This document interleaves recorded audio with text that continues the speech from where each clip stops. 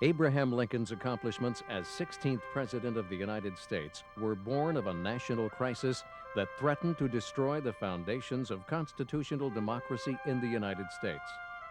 The leadership that he displayed in navigating the uncharted waters of emancipation and civil war has won him the esteem of Americans as their finest president. Indeed, the historical profession has consistently lauded the statesmanship of Lincoln, whose uncompromising defense of the Union served the greater purpose of achieving equality.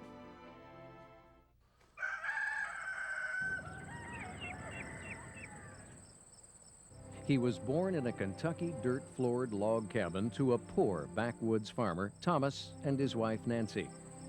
Frontier homesteads in Kentucky and Indiana were playgrounds for Abraham and his older sister, Sarah. At the age of 9, Lincoln's mother died. Within a year, his father remarried and merged his new wife and her 3 children into the small one-room cabin. Abe found Sarah Bush Lincoln to be a warm and caring stepmother. The opportunity for education was virtually non-existent. In all his life, he claimed that his total schooling amounted to less than a year. But he was an unusually ambitious fellow who pursued self-education through borrowed books and newspapers. By the age of 16, Abe was 6 feet tall, a gangly but strong young man with a reputation as a strong axeman and wrestler. He also was developing skilled storytelling and the powerful use of humor. As one friend wrote, he was witty, sad, and reflective by turns. By early 1830, the Lincoln family moved to Illinois, but the 21-year-old Abe was anxious to be on his own and took a steady job at a new general store in New Salem, Illinois. He described himself as a friendless, uneducated, penniless boy when he arrived in New Salem. With his gift for swapping stories and making friends, Lincoln easily fit into New Salem. He joined the New Salem Debating Society, which met weekly at a local tavern. While he enjoyed the process of debating, he was self-conscious about his meager education. He ambitiously worked to improve himself, spending long hours reading as he minded the store. When the general store closed in 1832, Abraham's friends urged him to run for the Illinois state legislature. Lacking any other plan, he did and lost. For the next couple of years, he held a variety of jobs as a farmhand, rail splitter, surveyor, and a postmaster. In 1834, he ran for and was elected an Illinois state legislator.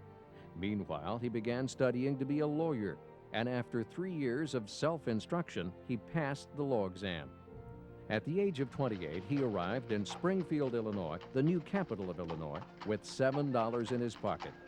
He rapidly became a sought-after lawyer and was re-elected to the state legislature as a member of the Whig Party, whose program to promote economic opportunity was easy for him to identify with. During this period, the socially awkward Abe became smitten with Mary Todd, the pampered and temperamental daughter of a wealthy family. She admired his ambition and made a shy Abraham feel comfortable. Finally, after a bumpy relationship, Abraham and Mary were wed in a secret ceremony in 1842. His career as a junior law partner flourished, and his family grew to include 4 sons. In 1844, he set up his own law practice with William H. Herndon as partner. He retired from the Illinois State Legislature after 4 terms to serve 1 term in the United States Congress from 1847 to 1849. When he entered Congress, 2 major issues were of national concern: the war between the United States and Mexico, which had recently broken out, and the spread of slavery beyond the South. Slavery had never prospered in the North and had even been outlawed, but for the most part, the North was willing to leave slavery in the South alone. Early in his career, Lincoln made few public statements about the slavery issue. As a young state legislator, he did take a stand, stating that slavery was founded on both injustice and bad policy. 10 years later, as a U.S. congressman, he voted with his party to stop the spread of slavery and introduced a bill to outlaw slavery in the nation's capital, but he did not become an anti-slavery crusader. By the end of his congressional term in 1849, the slavery issue had become entangled with every public question of the day. Lincoln now chose to concentrate on his law practice and stayed out of politics for the next 5 years. Lincoln traveled the Illinois circuit, arguing cases in country courthouses. Meanwhile, vast new territories were opening up in the West, bringing the North and South into conflict. Each section wanted to control the Western territories. The South needed new lands for the large-scale cultivation of cotton and other crops with slave labor. The North, on the other hand, demanded the Western lands be reserved for the free labor of independent farmers and workers. As each territory reached statehood and gained congressional voting, the crucial question was, would that state enter the Union as a free state or a slave state? The issue came to a head in 1854 when Congress passed the bitterly debated Kansas-Nebraska Act. The Kansas-Nebraska Act had been introduced by Lincoln's old political rival, Stephen Douglas, now a U.S. Senator from Illinois. Douglas's policy of popular sovereignty caused a storm of protest in the North. By opening the new territories to slavery, his measure overturned the long-standing Missouri Compromise of 1820, which had held slavery in check. With the passage of Douglas's Kansas-Nebraska Act, Lincoln could no longer remain silent. For the first time in 5 years, he neglected his law practice. He wanted to hold public office again so that he might influence policy. In 1855, he made an unsuccessful bid for Democratic Senator Stephen Douglas's Senate seat. Soon afterwards, he switched from the splintered Whig Party to join a new party, the Republicans, who wanted to contain the spread of slavery. In 1858, he once again ran against Stephen Douglas. On the night that he was nominated in June 1858, Lincoln gave his famous House Divided speech. A house divided against itself cannot stand. I believe this government cannot endure permanently half slave and half free. I do not expect the Union to be dissolved. I do not expect the house to fall, but I do expect it will cease to be divided. It will become all one thing or all the other. Though he would once again lose the race, this speech and the series of debates with Douglas catapulted Lincoln into national prominence. By 1860, he was mentioned as a possible candidate for president. At first, he doubted that he could win, but with the urging of powerful Republican leaders, Lincoln acquiesced and ran for president against a badly split Democratic Party. His public image as Honest Abe and the rail splitter had great appeal. His speeches and debates proved that he was highly intelligent and movingly eloquent. He was elected president by a minority of the popular vote. For the South, his election was cause to secede from the Union. In December, 3 months before he took his oath of office, South Carolina led the way by announcing that it was now a sovereign nation dedicated to the preservation of slavery. By Inauguration Day on March 4, 1861, 7 states had seceded and 4 more were about to join them. It was announced that Jefferson Davis was the President of the Confederate States. Rumors of assassination plots and plans of Southerners to seize the Capitol put the Army on alert as President-elect Lincoln proceeded to Washington, D.C. for swearing in. 30,000 people stood on the East Plaza before the Capitol and listened to his speech in deep silence. He appealed to the people of the South, assuring them again that he would not tamper with slavery in their states.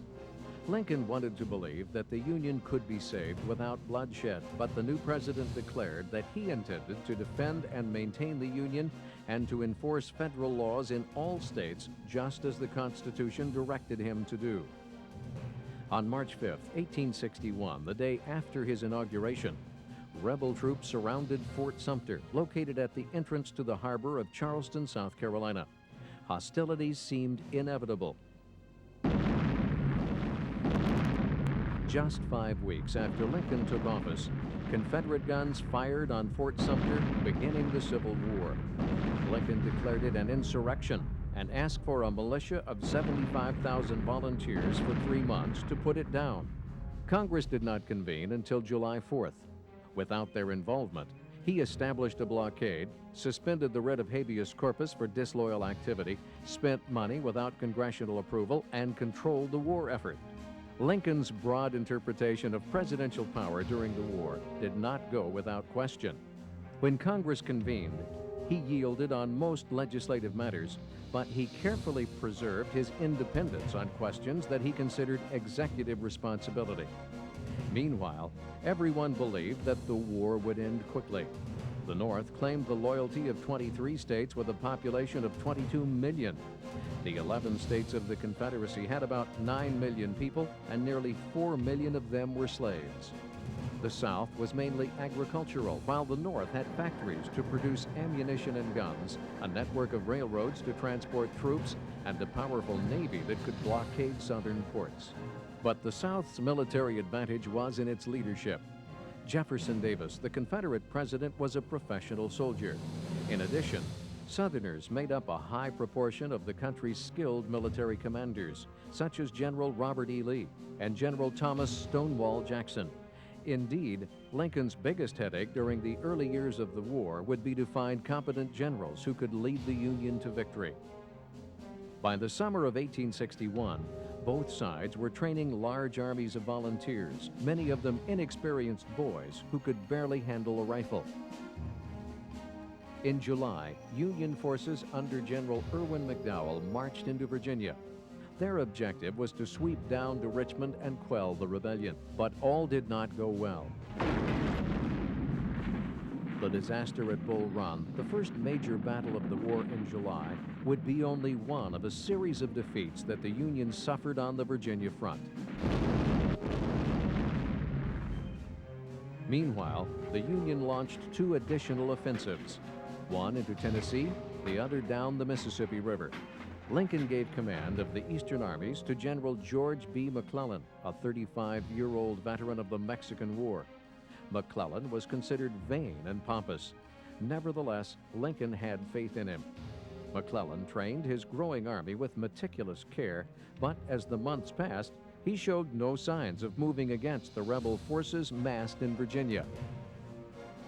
On the Western Front, it was the same story. Union commanders built up their forces and drilled their men, but they weren't ready to fight. With no military expertise and generals who appeared reluctant to move into action, Lincoln delved into the study of military strategy, often reading late into the night. Soon, he assumed an active role in the day-to-day conduct of the war and displayed a shrewd grasp of strategic planning. In February of 1862, the North had initiated a broad offensive in the West, finally winning its first victories of the war. By spring, Northern troops had captured New Orleans and were gaining control of the crucial Mississippi River. While the news was encouraging, the cost in human lives was horrifying. During a single 2-day battle at Shiloh in southern Tennessee, 13,000 Union soldiers had been killed or wounded. Northern morale sank as the Union forces failed to win battles. Lincoln was criticized for not firing McClellan and for refusing to proclaim emancipation. In his typical style, Lincoln responded cautiously. He steadfastly held that the aim of the war was the preservation of the Union, but he was increasingly convinced that undermining slavery would be necessary to weaken the Confederacy. In September 1862, the Union Army defeated Robert E. Lee's Confederate troops at Antietam, and Lincoln issued a preliminary proclamation. He gave the rebelling states until January 1, 1863, to cease fighting. After that deadline, he would declare their slaves free. When January 1st arrived, he issued a final proclamation of emancipation, mandating that Union armed forces were now to liberate the slaves in the rebelling states as an act of justice warranted by the Constitution upon military necessity. The legal impact of the proclamation was uncertain, but it redefined the nature of the war and was of great symbolic significance. In addition, the proclamation liberated Lincoln from the barrier that had separated his private thoughts from his public statesmanship. Not everyone rejoiced with the signing of the Emancipation Proclamation. Thousands of Northern Democrats were infuriated. They had supported the war to save the Union. Slavery, as it was to remain intact and confined to the South. They accused the president of being a tyrant, an abolitionist dictator. When critics demanded that he change his policy, he replied, "I am a slow walker, but I never walk backward." But the emancipation was proving successful. Nearly 180,000 black soldiers had joined the Northern Army, most of them freed slaves. Yet victory was nowhere in sight. For months, the fighting had continued with a mounting death toll. Lincoln was still having bad luck with his generals. In June 1863, a determined General Lee marched his Confederate troops into the North. From Virginia, across Maryland, and into Pennsylvania, throwing the North into a panic. Lincoln's newest commander was General George Gordon Meade, who rushed his troops to Pennsylvania to stop the rebels. The two armies met on July 1st at the country town of Gettysburg, where 170,000 troops clashed in the most spectacular battle of the war.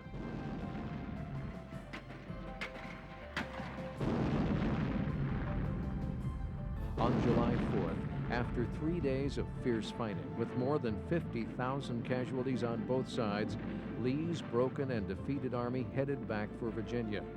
To the president's dismay, Meade did not pursue the weakened Southern Army.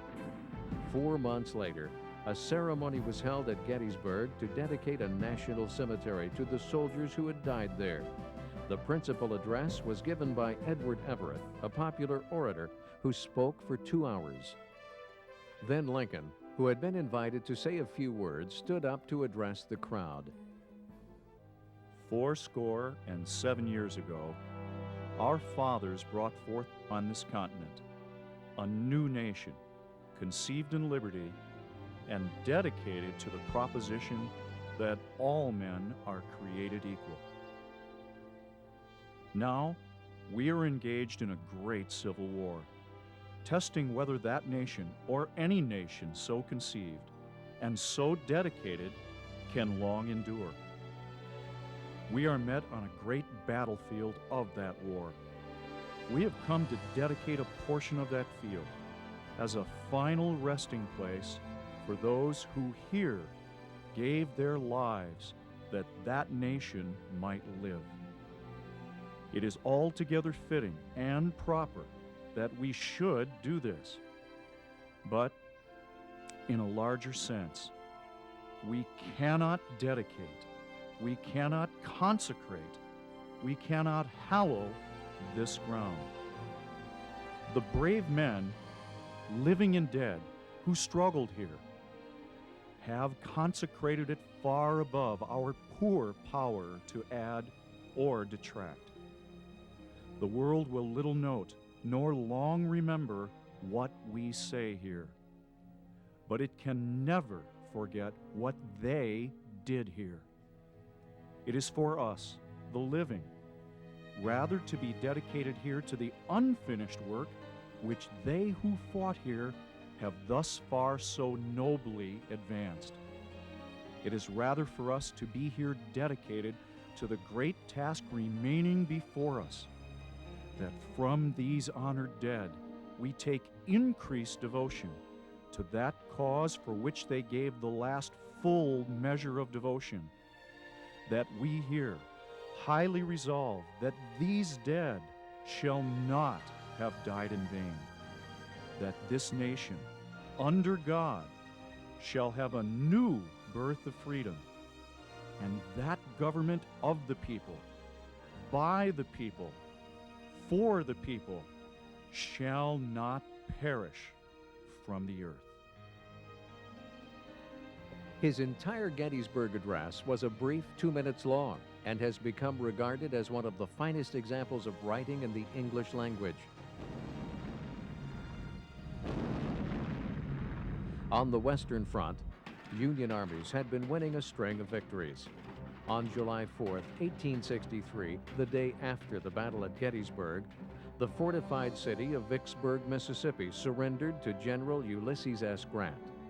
As Lincoln was delivering his Gettysburg address, Grant's armies were fighting their way through Tennessee and heading for Georgia, the heart of the Confederacy. Grant had emerged as the one commander that the president could rely on. In early 1864, Lincoln appointed Grant the new general-in-chief. Together, they devised a plan to stop the Confederacy. They would launch coordinated offensives on all fronts, pounding the rebels from every direction. Unfortunately, the Union soldiers met stubborn resistance from the newly reorganized Confederate troops. Grant's losses were staggering. Nearly 54,000 Union soldiers were wounded or killed during the Wilderness Campaign. As the 1864 presidential elections loomed, Lincoln seemed destined for defeat. Once again, the cry of alarm regarding the war spread through the North. Even within the Republican Party, there was talk of replacing him. However, Lincoln was determined to remain in office.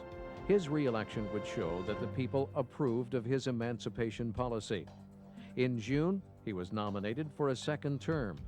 Tennessee Senator Andrew Johnson, a Southerner and war Democrat, became his ideal choice for running mate. The opposition nominated General George B. McClellan, the very general that Lincoln had dismissed as commander of the Union armies. McClellan ran on a peace platform, promising to stop the fighting and restore both the Union and slavery. As the election approached, there was good news. General William Tecumseh Sherman had finally pushed his way into Atlanta and set out across Georgia, bringing ruin to everything in his path. Meanwhile, in Virginia, General Philip Sheridan was successfully battling rebels in the Shenandoah Valley, and General Grant was tightening his stranglehold on Richmond. By Election Day, it was clear that the Union would be victorious. The end of the war was finally in sight. Lincoln's policies had been vindicated, and even his critics rallied around him. He won re-election with 55% of the popular vote and an overwhelming electoral college majority of 212 to 21. Lincoln recognized that the Emancipation Proclamation was a war measure that might have no constitutional validity after the war was over.